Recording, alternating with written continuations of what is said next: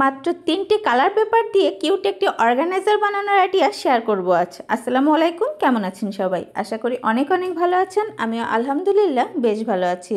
এই কালার পেপারের পরিবর্তে আপনারা যে কোনো পেপার ব্যবহার করতে পারবেন। হোয়াইট পেপার দিয়ে রোলটা বানিয়ে তার উপরে ছোট ছোট বো অথবা হার্ট শেপ ড্রয়িং করে নিলেও কিন্তু ব্যাপারটা খুবই কিউট হবে। রোল বানিয়ে আঠা দিয়ে পেপারগুলি সেট করে নিয়েছি। এবার আমাদের প্রয়োজন হবে একটি ফিতার। আপনারা যে কোনো ফিতা এখানে ব্যবহার করতে পারবেন, পাটের রশিও ব্যবহার করতে পারেন। আমার কাছে বোরকার সাথে ফ্রি পাওয়া একটি রশি ছিল, সেটাই আমি ব্যবহার করছি। কিভাবে খুব সহজে আমি সেট করেছি সেটিও দেখিয়ে দিলাম। এভাবে না করতে চাইলে প্রতিটি পেপারই আপনারা আলাদাভাবে সেট করে নেবেন এবং সেটা কিন্তু বেশি মজবুত হবে। এই তো তৈরি হয়ে গেল কাগজ দিয়ে খুব সহজে তৈরি একটি অর্গানাইজার। এবার আপনার সুবিধা মতো জায়গায় এটি সেট করে দিন আর সাজিয়ে ফেলুন হাতের কাছে পছন্দের হেয়ার ক্লিপগুলিকে।